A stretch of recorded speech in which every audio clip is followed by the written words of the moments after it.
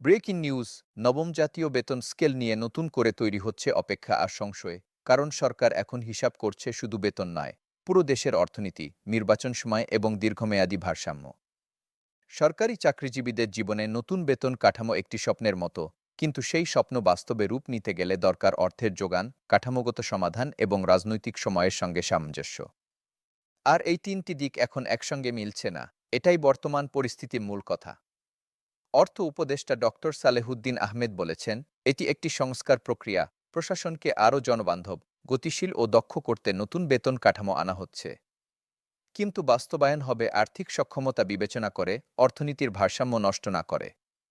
আর এখান থেকেই শুরু হয়েছে নতুন জল্পনা। অন্তর্বর্তীকালীন সরকার কি নির্বাচনের আগে গ্যাজেট করবে, নাকি নির্বাচন পর্যন্ত অপেক্ষা করবে?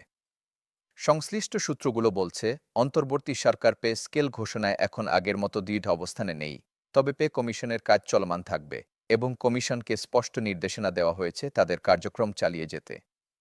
অর্থাৎ কমিশন বন্ধ হচ্ছে না, কিন্তু ঘোষণার সময় পিছিয়ে যেতে পারে। এই বার্তাই ভেতরে ভেতরে ছড়িয়ে পড়ছে। বিশেষজ্ঞরা বলছেন, নির্বাচন ঘনিয়ে এলে সরকারের সবচেয়ে বড় অগ্রাধিকার হয়ে যায় রাজনৈতিক স্থিতিশীলতা এবং প্রশাসনিক নিয়ন্ত্রণ।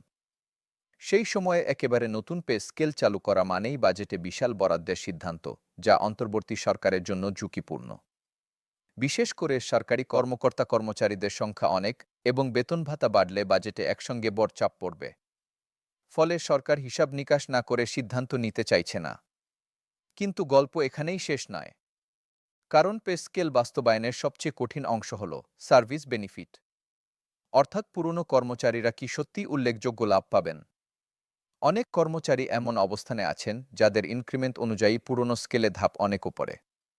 নতুন স্কেলে গেলে কিছু ক্ষেত্রে দেখা যায় তাদের উপরে ধাপ দেওয়া হয় না, ফলে বাস্তবে মাসিক বেতন বাড়ে খুব সীমিত। এটাকে কেউ কেউ বলেন কাগজে বড় পরিবর্তন, পকেটে ছোট পরিবর্তন।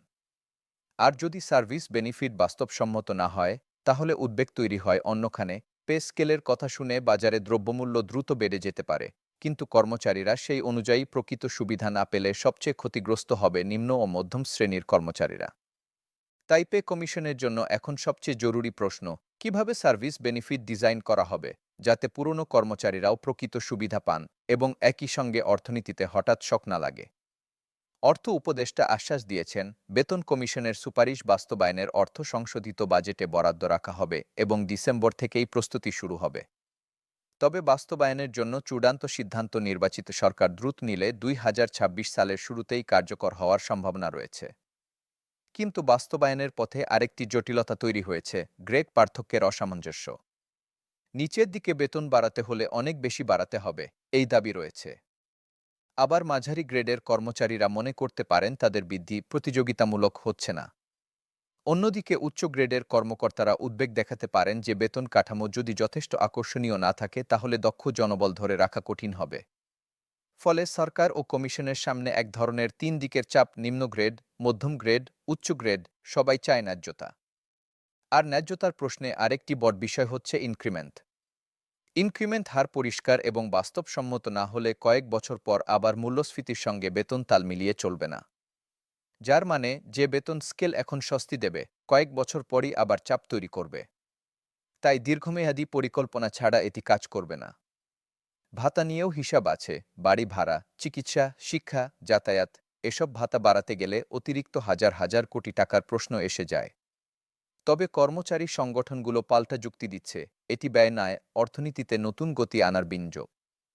বেতন বাড়লে মানুষের হাতে টাকা আসবে, বাজারে চাহিদা বাড়বে, ব্যবসায়ী লাভবান হবে, অর্থনীতি সচল হবে।